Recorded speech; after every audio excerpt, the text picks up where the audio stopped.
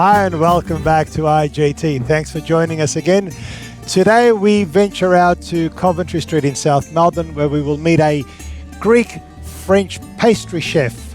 A Greek-French pastry chef? Not Greek chef, but Greek-French pastry chef. So he's cooking French pastries, but he's Greek. But he's Greek, that's right. Yes. So Michael Germanos is his name, and Michael started many years ago in 2006 as a young chef at Nikos Cakes in Oakley. He's then moved on from Oakley, travelled the world, gone to France, studied in Paris, became a master pastry chef, and he's back in his hometown in Melbourne, cooking a storm at a new venture for the Darling Group in South Melbourne. And what a pastry chef he is. Yes, he is. I've tried it. I know you have. Yes.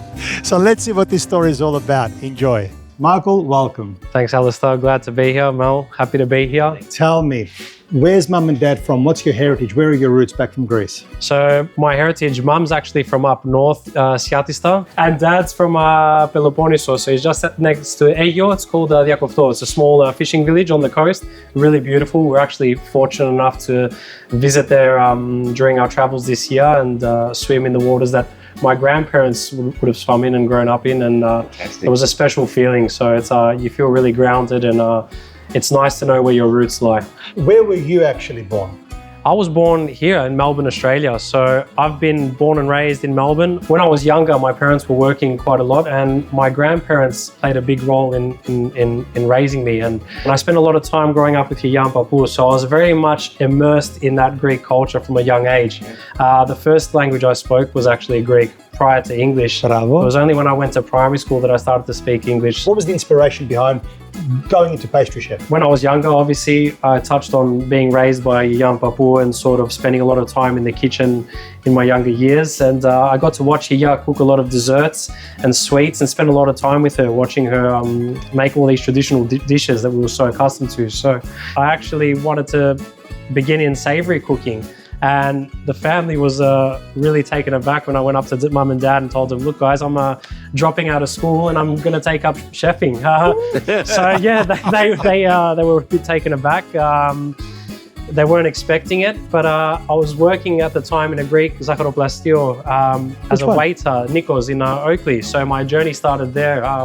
I was 14 and a half, 15 years old. What was the legal working age? I think when 16. you start 16. Yeah, when you start your first 16. job, 16. Yeah. 16, 17. That's when my interest started to turn more towards desserts, because I used to watch the pastry chefs creating all these really intricate, delicate items, and I thought, well, maybe savory is not for me. I want to be a bit more creative, and I fell into the art of pastry, and it was love from day one, and I haven't looked back since. So Michael, tell me about your journey from humble beginnings at Nikos Cakes at under 16, we won't tell anyone, to where we are here today. And I embarked on my journey in the hotel world, and that's where I got to work. I was very fortunate enough to work at Le Petit Gâteau, which was one of the highlights of my career, because I just had a really great team around me.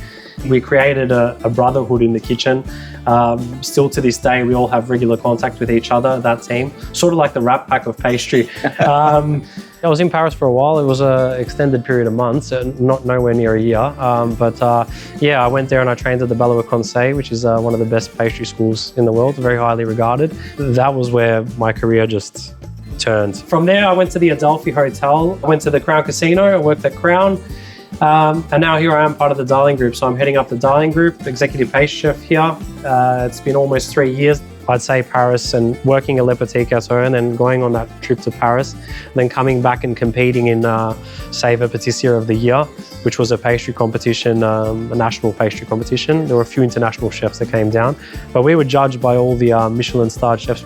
To have myself presenting desserts to these people that I'd looked up to for so long and have them taste and critique my work, it was a very humbling experience, but it was also a very, I was super nervous. I was shaking. I remember when I was competing, mum and my sister came down to watch. I was plating up one of my items, and my mum could see my hands were trembling, and she was from the sidelines telling me to calm down. It was a great experience, and I think that and traveling to Paris and training in Paris, it was a turning point of my career. Where I get my kicks now is to sort of share my knowledge and my experience with the younger generation and watch them sort of grow and come and become the chefs that they're meant to be. So you do so much, you give so much, you excel, you thrive, you've got, desires, passions, you want to be the best, very driven, okay? I'm just talking about myself now. But yeah, you share the same. My question is, when us superhumans always strive for this, where do you just chill? What do you do to just be you? What I find helps me is keeping active. My passions are music. I love collecting records, listening to house and disco music, trying to catch up with friends regularly. I entertain a lot at home, so I love cooking for family and close friends, and I play a lot of tennis. So tennis is my passion. I try and play now once, twice a week minimum.